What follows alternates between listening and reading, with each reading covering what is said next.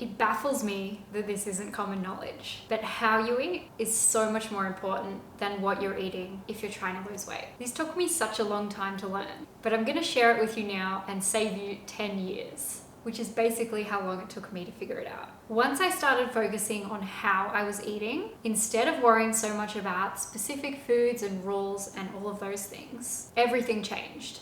I felt in control of my eating habits for the first time in my life and also in control of my weight. Trust me when I say this is game changing. Welcome back to our channel. My name is Eloise and this is the place to be if you want to lose weight and keep it off for life. Today we're talking about how you eat versus what you eat and why the way that you're eating food might be influencing your weight more than you think. Focusing on how you're eating allows you to eat according to your goals, no matter where you are and no matter what food is in front of you.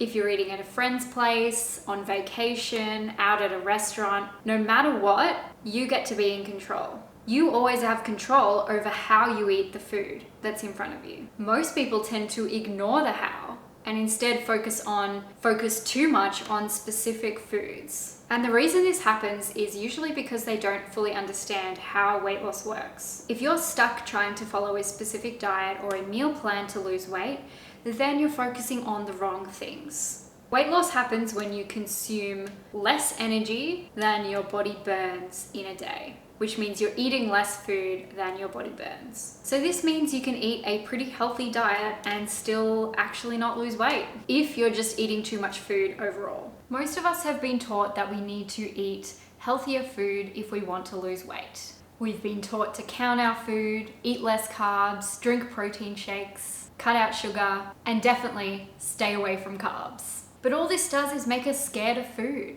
It makes us feel super confused about what we're supposed to be doing. And really, it makes us just have a ridiculously hard time trying to lose weight. We're constantly trying to force ourselves to eat a certain way to reach our goals, and then we're constantly beating ourselves up for not being able to follow the rigid plan. It really just makes weight loss 10 times harder than it needs to be. Not to mention that these rules also make us freak out when we do eat foods that we label as bad. And then we shame ourselves because we can't stick to the plan. And then what happens? We overeat again. And we get into this cycle where we're working really hard and then we're messing up and then we're beating ourselves up and then we're quitting. And basically nothing is working, but we constantly feel like we're on a diet. Not a really fun way to live. No matter how healthy your diet looks on paper, no matter how many carbs you cut out, no matter what meal plan you're following, if you're still eating more food than your body needs, you're not going to lose weight. That's all there is to it. I'm saying all of this because I've been there as well. I've cut out all the carbs, I've tried the diets, I've followed the meal plans, and I still felt like my weight was out of control. No matter how many things I learned, I never seemed to be able to figure it out. I was constantly looking for the weight loss secret. And what I eventually learned after many years was that there is no secret. You just need to fix your overeating habit. And what really fixed this for me was focusing on how I'm eating instead of worrying so much about what I was eating. And this is now what I call my intentional eating practice. And it's all about being kind to yourself and learning how to eat like a normal person while also losing weight and never having to worry about following gimmicky diets or meal plans ever again. So there are 4 pillars to my intentional eating practice. Eat slowly, eat only when you're hungry, stop when you're satisfied, and plan ahead. And these sound incredibly simple, but if you've got extra weight hanging around, I guarantee you're not implementing one or more of these pillars consistently enough in your own life.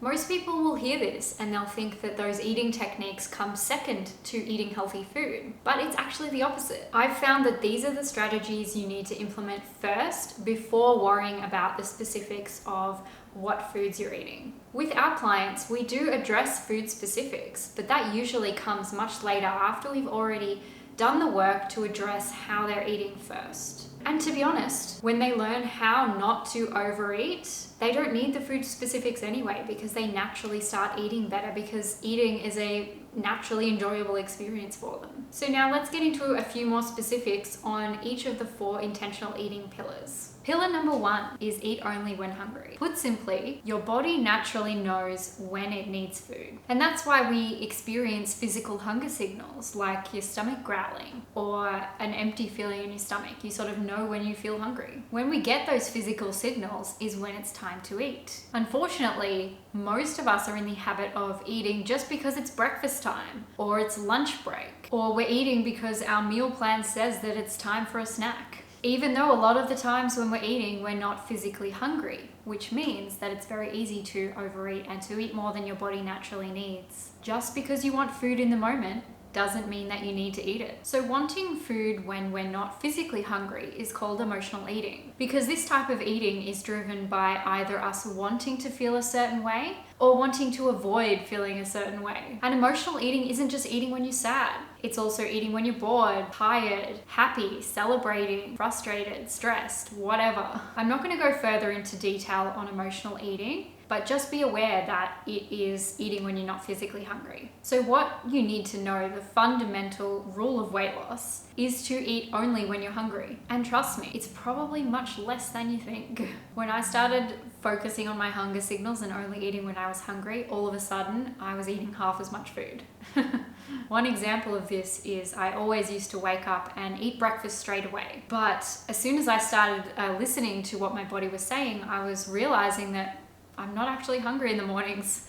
And sometimes now it's not until 12 o'clock that I'll eat breakfast. Not because I'm specifically intermittent fasting, but because that's when I get hungry. Pillar number 2 is eating slowly. It usually takes about 20 minutes for your brain to register that your stomach is full. That's why you can eat a really delicious meal and gobble it all up, and then afterwards you sit back and you unbutton your pants and you're like, wow, I'm really full. What just happened? Now you've got a sore stomach, you've probably got some gas and bloating, and it's all because you ate too fast. The good news is that's an easy fix, because all you have to do is eat slower and you'll start to feel better after meal times. But eating slowly will also help you eat much less food, and you'll actually taste the food. So you'll be able to eat less food without feeling deprived. And this has also been shown in studies. People tend to eat less and enjoy their food more when they eat slowly. Pillar number 3 is to stop eating when you feel satisfied. This is probably the hardest pillar to master. However, it's also the most impactful. In addition to only eating when you're hungry, it is crucial to stop eating when you feel satisfied, which is before you feel physically full. So many of us have an overeating habit that we're not even aware of. If you experience a full stomach feeling after eating, or a sore stomach, or you're experiencing gas and bloating, or even just your stomach feels a bit tight after eating, you're probably overeating. Stopping when you feel satisfied before the point of feeling full means stopping no matter what is left on your plate. The point of satisfied is the amount of food that we physically need, and it should still keep you going for a few hours after the meal. Most of us are so used to eating our entire plate no matter how we feel, so that's why this can be quite a difficult habit to break. But it's also a life-changing one, and you will notice much faster weight loss when you can master this habit. And the last pillar, pillar number 4, is planning ahead. We don't recommend or give meal plans to our clients, but what we do recommend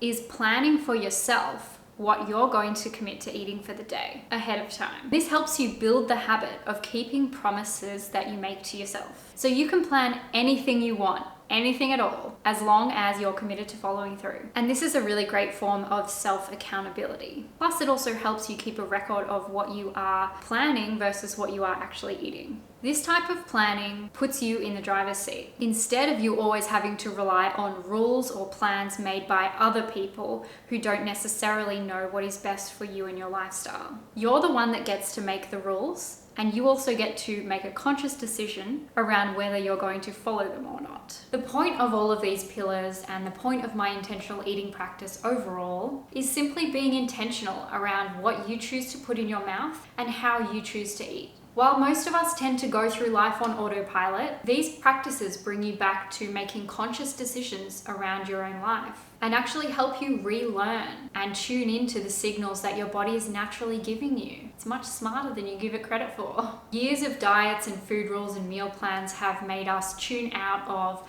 the signals that our body gives us, so it's time to tune back in.